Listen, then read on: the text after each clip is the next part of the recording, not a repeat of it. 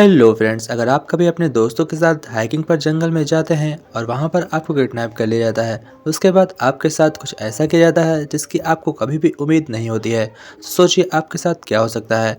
इसी बेस पर यह मूवी बनाई गई है। इस मूवी का नाम है रॉन्ग टर्न पार्ट 7 और आज मैं इसे एक्सप्लेन करने वाला हूँ। मूवी के स्टार्ट में हम देखते हैं स्कॉट नाम के एक बंदे को जो अपनी बेटी जेनिफर को ढूंढने आया होता है। उसके बाद वह वहाँ पर बहुत से लोगों से पूछताछ करता है, पर उसे अपनी बेटी के बारे में कुछ भी पता नहीं चलता है। फिर नेक्स्ट सीन में हमें दिखाया जाता है जेनिफर और जेनिफर के दोस्तों को कि उसके साथ जंगल में आखिर हुआ क्या था। जेनिफर के साथ जेनिफर के कई दोस्त होते हैं और जब वो लोग जंगल के बीचों बीच पहुंचते हैं तो उनकी कार अचानक से खराब हो जाती है, जिसके चलते उन्हें अब जंगल से पैदल ही आगे बढ़ना होता है। इसलिए वे लोग पैदल ही आगे एक होटल तक पहुंचते हैं और उस होटल में जाकर रेस्ट करते हैं। फिर नेक्स्ट डे रात में हमें दिखाया जाता है कि वो लोग जब डिनर के लिए किसी रेस्टोरेंट में गए होते हैं तो वहाँ पर बहुत से आदमी आकर उन्हें घेर लेते हैं और उनसे कहते हैं तुम लोग कहाँ से आए हो और उनके बारे में कुछ जानना चाहते हैं। तभी एडम को गुस्सा आ जाता है और एडम उन सभी से लड़ाई कर कर उनको भगा देता है। जेनिफर इस बात से मना करती है और एडम को समझाती है। तभी वो लोग रेस्टोरेंट से गुस्सा होकर उठकर बाहर आते हैं और फिर जब एडम अपनी कार के पास देखता है तो देखता है कि कार के पास एक आदमी खड़ा हुआ है, पर वो लोग उस पर बिल्कुल भी ध्यान नहीं देते हैं। और फिर नेक्स्ट डे सुबह हम देखते हैं कि जेनिफर रनिंग पर गई हुई है, जहाँ पर उसे एक छोटी बच्ची दिखाई पड़ती है। इस छोटी बच्ची का नाम रूठी होता है और उसकी मॉम का नाम एडिड होता है। जेनिफर एडिड से कुछ सामान लेती है और उसके बदले उसे पैसे देती है और फिर वहाँ से चली जाती है। जेनिफर को लगता है कि यह गांव बहुत ही करीब है और वह उनकी मदद करना चाहती है। और उसी सुबह वो लोग हाइकिंग के लिए निकलते हैं और जंगल में जाकर घूमने लगते हैं। फिर हम देखते हैं कि वो लोग जब बहुत तेजी से आगे बढ़ रहे होते हैं तभी उनके सामने से एक बहुत ही बड़ा लकड़ी का टुकड़ा तोड़ते हुए उनकी तरफ आ रहा होता है, जिससे बचने के लिए वो लोग इधर उधर भागते हैं। पर उनका एक दोस्त उसी लकड़ी के नीचे आ जाता है, जिसके चलते वह मारा जाता है और उसको देखकर सब बहुत ज़्यादा डर जाते हैं, क्योंकि मरने के बाद वह और भी ज़्यादा भयानक लगने लगता है। उसके बाद हम देखते हैं एडम को। एडम सभी को देखता है कि सब सही सलामत हैं या नहीं, पर बाकी लोग एकदम सही होते हैं। उसके बाद हम देखते हैं डैरिस को। डैरिस जेनिफर के साथ गाड़ी को देखने जाते हैं और वह उसका भयानक चेहरा देखकर बहुत ज़्यादा डर जाता है।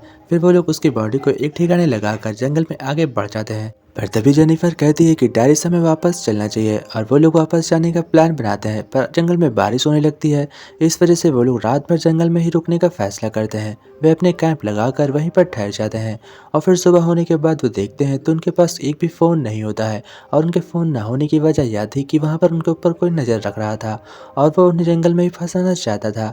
इस वजह से सुबह होते ही वो लोग जब अपने फ़ोन को ढूंढने के लिए निकलते हैं तो वो जंगल में बने एक कंपाउंड तक पहुंच जाते हैं, जहां पर कुछ हथियार रखे होते हैं और लोग हथियार को देखकर हथियार को उठा लेते हैं, क्योंकि उसी समय उनके सामने दो आदमी एडम को बांधकर वहां से लेकर जा रहे होते हैं। डैरिस यह देखकर जेनिफर से कहता है कि हमें उन्हें रोकना चाहिए और उन्हें ये लगता है कि वो लोग एडम को मारने जा रहे हैं। इसलिए डैनिस हथियार उठाकर उनके ऊपर अटैक कर देता है, लेकिन एडम जैसे ही छूटता है तो एडम उन्हें जान से मार देता है। तभी मिला उसके पास आती है और वह एडम को गले लगा लेती है। तभी एडम कहता है कि मैंने यह जानबूझकर नहीं किया, मैंने सेल्फ डिफेंस में उसे मारा है। उसके बाद हम देखते हैं जब वो लोग जंगल में वापस जाने के लिए घर का रास्ता ढूंढ रहे होते हैं, तभी मीला का पैर बहुत ही बुरी जंजीर में फंस जाता है और वह जाकर एक गड्ढे में गिर जाती है। गड्ढे में कोई भी बाहर आने का रास्ता ना होता है और ना ही उनके पास कोई रस्सियाँ होती हैं, जिसके चलते वह मीला को वहीं पर छोड़ देता है और एडम आगे चला जाता है। तभी वहाँ पर एक शिकारी आता है और वह उसे तीर से मारकर मीला को उसी गड्ढे के अंदर दफना देता है। फिर हम देखते हैं स्कॉट को। स्कॉट अपनी बेटी को ढूंढने के लिए कुछ भी कर सकता था, इसलिए वह बहुत लोगों से मदद मांगता है।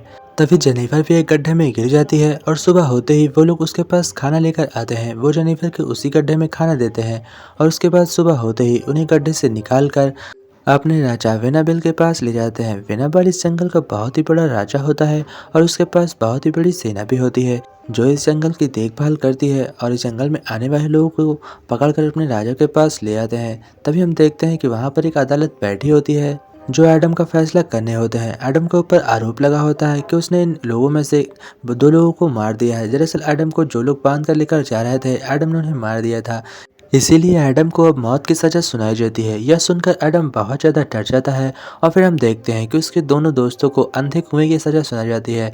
अंधे कुएं में काले कमरे में दोनों को बंद कर दिया जाता है और एडम को वहां से जान से मारने के लिए वो लोग आगे बढ़ते हैं।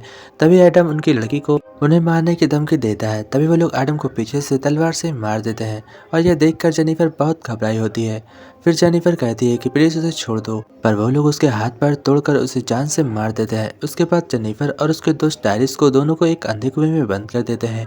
तभी जेनिफर कहती है कि मैं आपसे प्यार करती हूँ और मैं आपसे शादी कर लूँगी, प्लीज़ हमारे दोस्तों को छोड़ दो।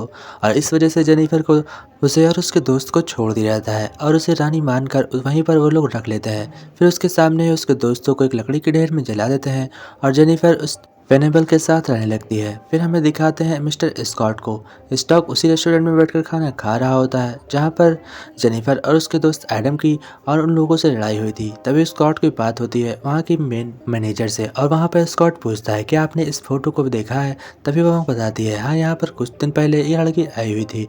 उसके बाद स्कॉट को पता चल जाता है कि वह यहीं कहीं है। तभी स्कॉट जब बाहर आता है तो उसकी नेट से लड़ाई हो जाती है। नेट वही बंदा है जिसकी लड़ाई एडम से हुई थी और नेट के पास भी 2-4 लोग होते हैं जो काफ़ी अच्छे शूटर होते हैं। उसके बाद नेट वहाँ से चला जाता है और अपने दो साथियों के साथ जंगल में जाकर जेनिफर की खोज करने लगता है।